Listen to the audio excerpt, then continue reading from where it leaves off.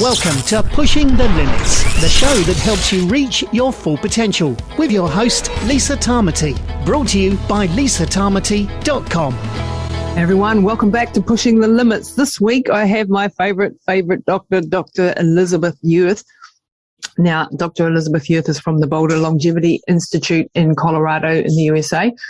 She is a longevity expert. She is also an orthopedic surgeon, an orthopedic specialist, and today's topic is arthritis and everything around arthritis. And arthritis is a disease process. This is a really new way of looking at arthritis, and you're going to find a whole lot of value in this. Yep.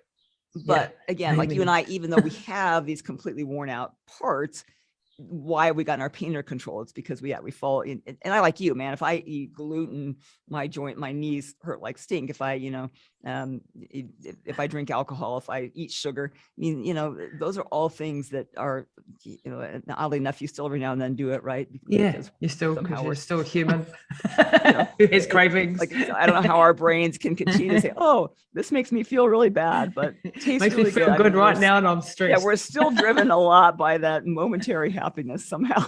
But yeah. It's a daily battle for all of us. It's a daily battle, right?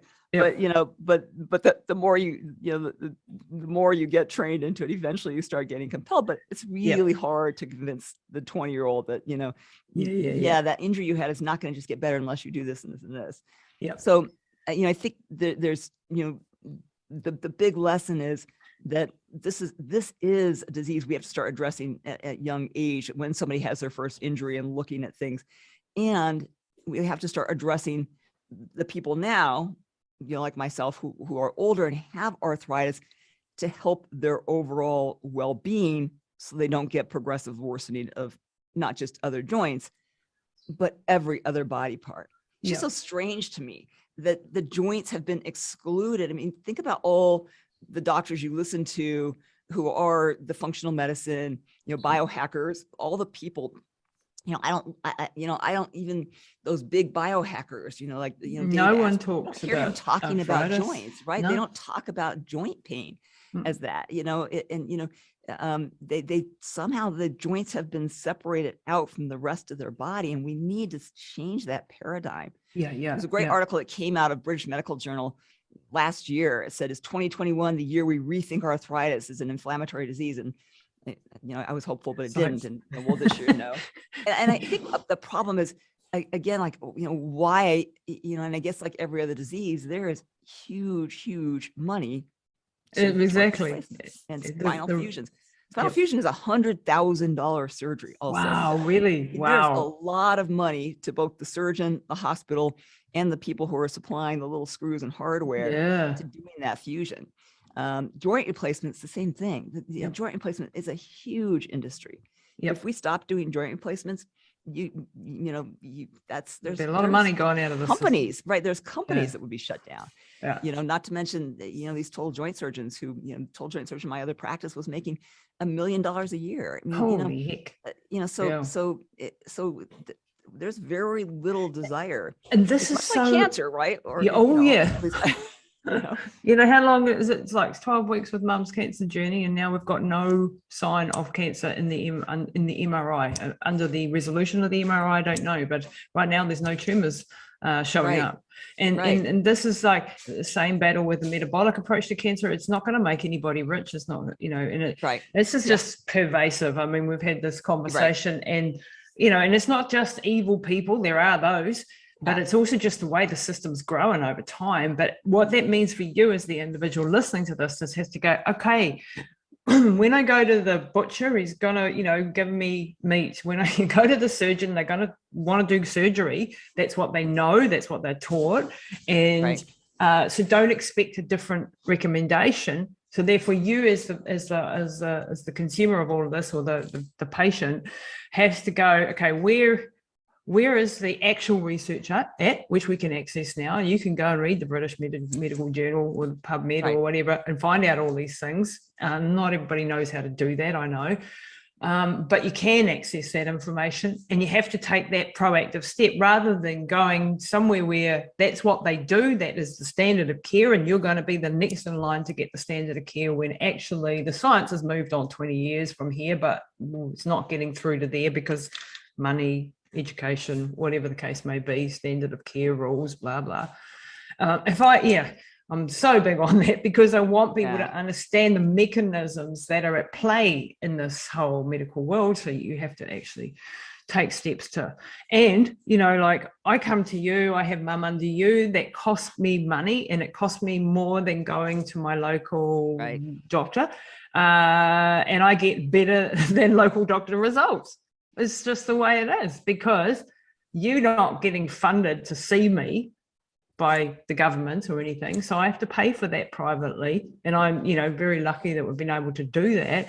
But you have to understand that that's what you're in for. And therefore you need to sort of prepare for that as well. I mean, getting off into a financial thing. Yeah. But, I mean, that's always, you know, that is a really hard thing. You know, it was, it's always a hard thing in our business that people, you know, especially here, but for you guys too, people are really caught in the, well, you know, I've got this approach that somebody's going to pay for me to get this, that's free, treatment. or this approach that I have to actually pay to understand this, and maybe pay for some of the treatments because they're out of the realm of you know, traditional practice.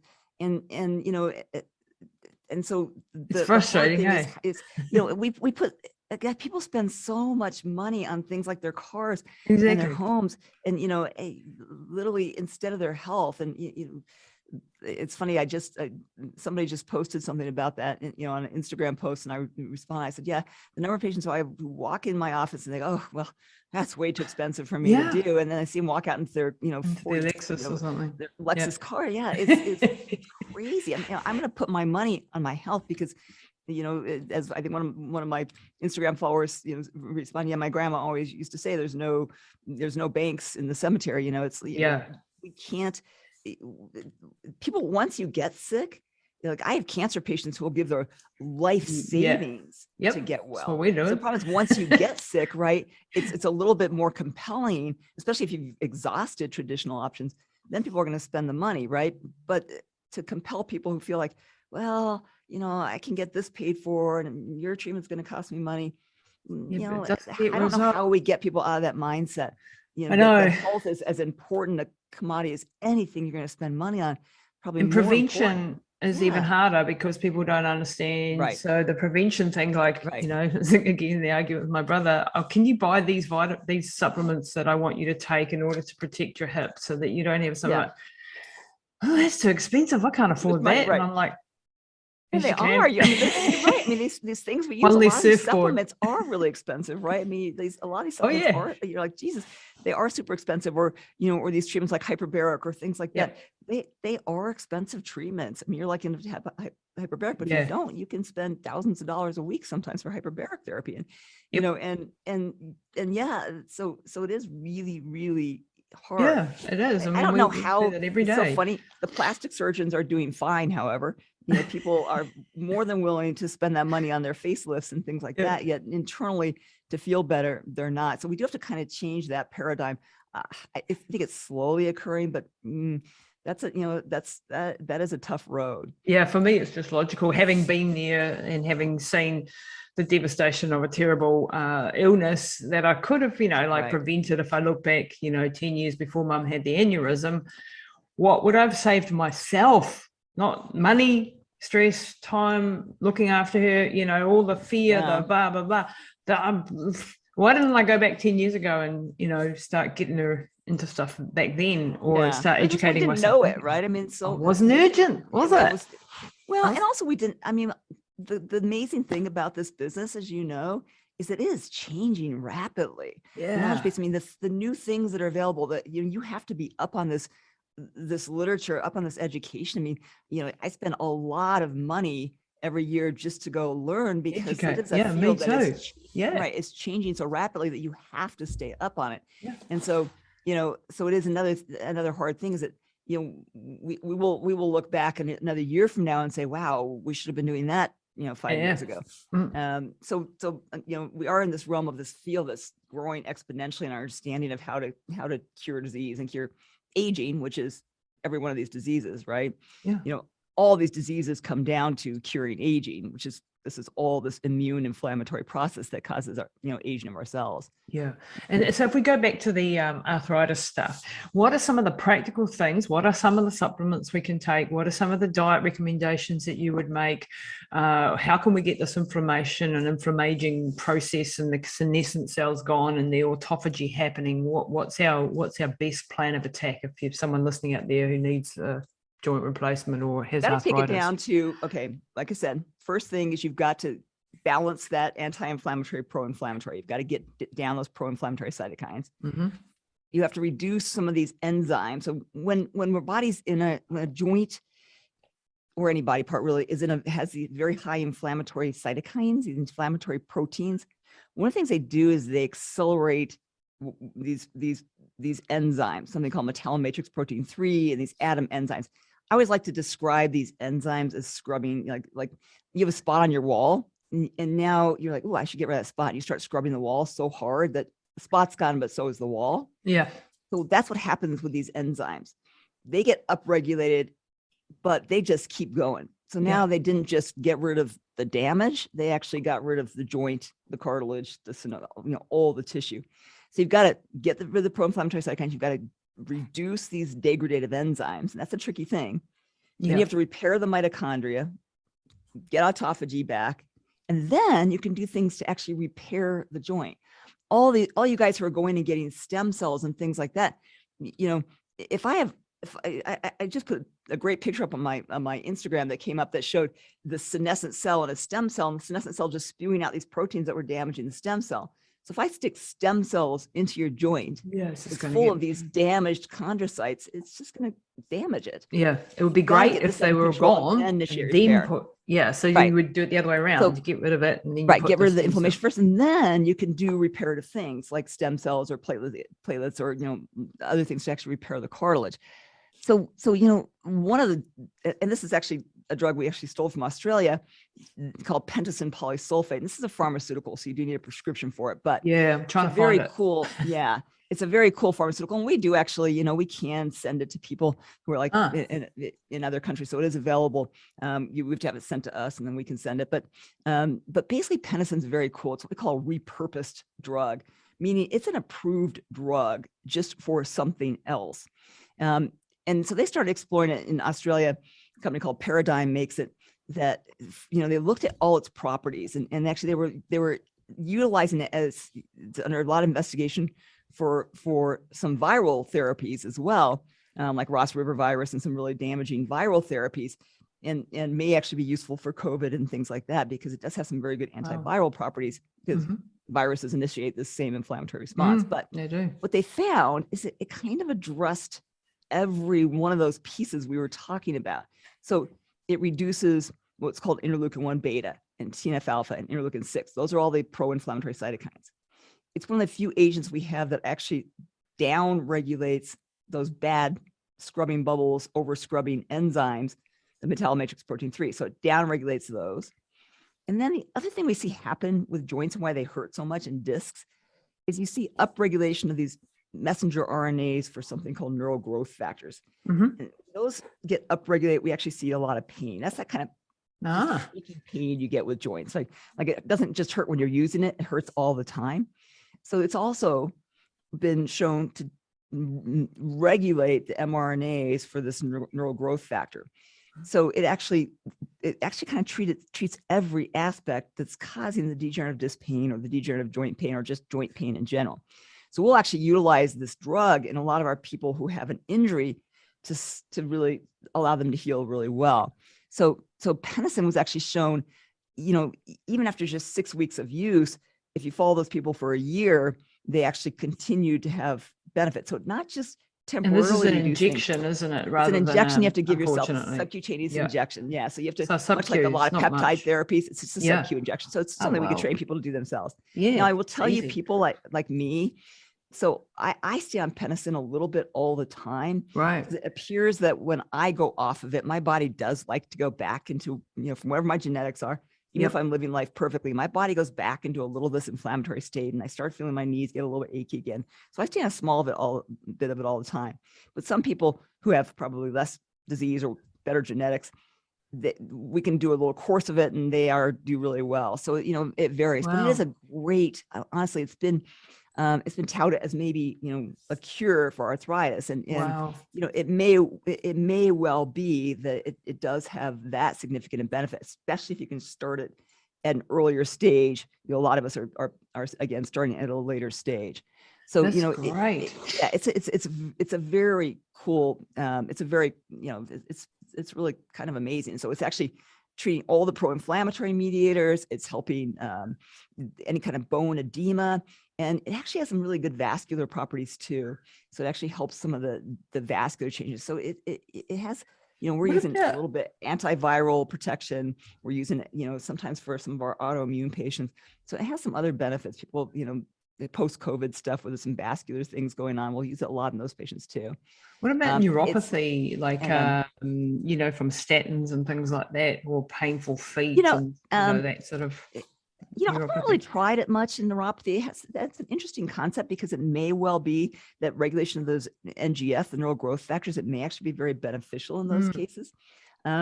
So I haven't really experimented with that, but it might be something it's just connecting the dots. It might be, it might be helpful in that realm, because it does have so many, working on some of these anti-inflammatory things.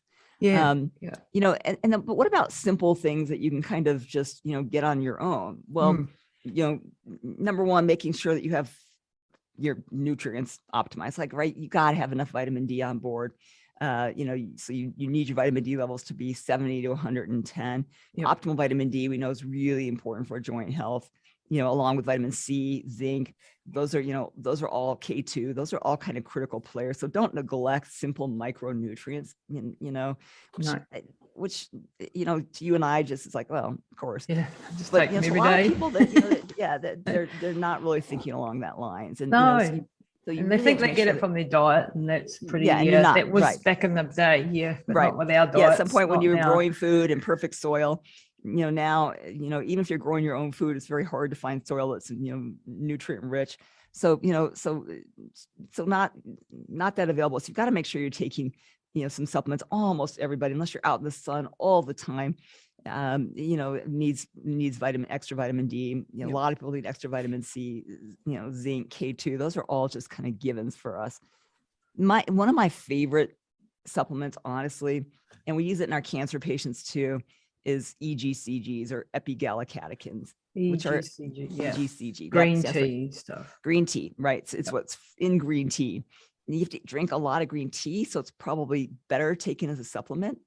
But the EGCG, or epigallocatechins, have so many benefits. Number one, if you're into muscle building and fat loss, they actually block myostatin. So they actually help with muscle building. So you can actually have somebody put on muscle, even if they're not exercising, just by using enough green tea extracts or the EGCGs. And you have to get to 1,000 twice a day, but you can actually just put on muscle. So, and if you're exercising along with that, that can be really helpful. So just from that perspective. Now, why is that beneficial to arthritis if you put on more muscle? Well, muscle, remember, is an organ. It's just like your liver or your, it actually produces endocrine active. It's an endocrine organ. And it produces something called myokines. And myokines have been shown to actually have a very beneficial effect for joints. So people who become sarcopenic, who lose muscle, have more joint arthritis. And we've always said, oh, that's because they don't have as much support of the joint. It's probably because they don't have the myokine release to actually stimulate activity. And that may be why some of our people who you can't get to exercise, for instance, are just too frail, or they're bedridden for some other reason, that using muscle stim techniques, where you're just using electrical stimulation of muscle, so the muscle contracts, even if you can't do it yourself, like you're too sick, you're too far along in a disease process. We can actually stimulate myokines just by doing electrical stimulation of muscles. And that can help joint health just by doing that kind of stuff. So using electric stimulation units, and there's a lot on the market, can be beneficial to induce these really, beneficial myokine release, or just even doing static contraction, like just sitting there and contracting your muscle like this for 3 seconds every hour, releases myokine. Serious guns you've got there. So you can do something like that. that actually, it's super simple Yeah, for your yeah, patients to do, right? Yeah. And release myokine. So again, more muscle, less joint pain. Now, again, epigallocatechins will help build more muscle, but they also, we talked about interleukin 1 beta. They lower interleukin 1 beta. They lower interleukin 6. They lower oxidative stress. So they're actually very, very aggressively treating all the things that involve, probably not the degradative enzymes, but all those other pieces that are involved in terms of arthritis. But for cancer too, these same processes are all going on with cancer. Yeah. So we That's know why that high Mum's dose on. epigallocatechins, She's on it. right, Bloody that thing. using high dose epigallocatechins in cancer can be, it's one of the few things that maybe if you could get the dose high enough and more sustained, that could be curative to cancers. So so they have huge benefits. So any Any of my arthritis downside patients, to those? Like, so if you get super liver? high dose, it can be liver toxic. So if you get very high dose, you have to watch liver functions. Yeah. And that's probably if you get above 2,000 a day, you have to at least keep an eye on liver functions. Probably at least. So we have our patients do 500 twice a day. I will go higher than that on some of my patients, but I will follow liver functions if I go higher. I have to say I've not seen any of my patients get elevated liver functions, but it's been shown that it can become liver toxic at high enough doses. Sometimes we'll use, for our cancer patients, we'll use a rectal suppository to bypass the liver to get very high doses in. So we'll actually have them do as a rectal suppository. So there's a company that makes a rectal suppository of epigallocatechins that when you really need to dose it higher, you can utilize. Without damaging your liver. Yeah. Without damaging the liver as much. Yeah. Wow. So Okay. it's kind of, the epigallocatechins reduce the inflammation. And it's been shown that what happens is that you actually stop the degradative process. So wherever you are right now, you halt the progression of the disease. Now, are you going to grow new cartilage? Maybe not, but we stop that progression. We stop the inflammation and hence stop the pain. Yeah. Again, you can have no cartilage and no pain, or no discs and no pain. The pain is an inflammatory sign. Wow. So, okay. So that's a couple. So that's treating the the inflammation. Pedicin kind of again treating everything. So now remember we had to work on that mitochondria or autophagy process, right? So one of my sort of favorite go-to supplements for that is spermidine.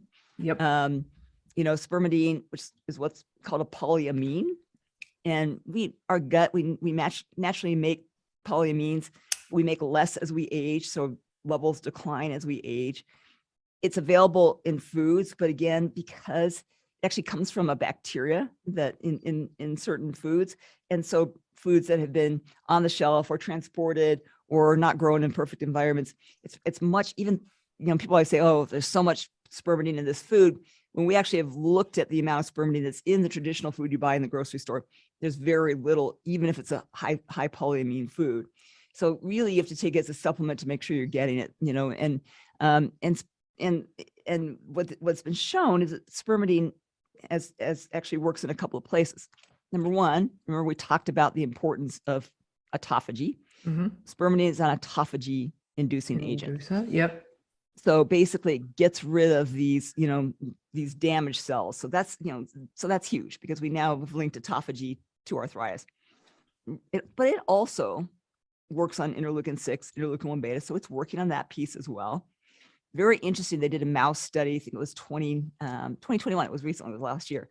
They did a mouse study where they compared using high dose spermidine. So we're talking about 6 micrograms or so a day versus steroids for joint pain. It was better than steroids for joint pain. So it reduced inflammation much more than steroids for joint pain, with the added benefit that you're actually protecting the joint, not worsening the joint, right?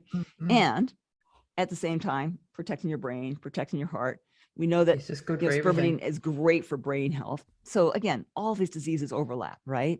So spermidine, study that came out of, I think it was Italy last year, that showed that you actually were able to not just stop the progression, which it did do, but even show repair or improvement in cartilage cells. So it may actually be a little bit of with that high polyamine, a little bit reparative as well.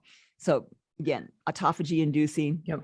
anti-inflammatory. So look at the combination of, those things together, and, and that's huge. I actually have spent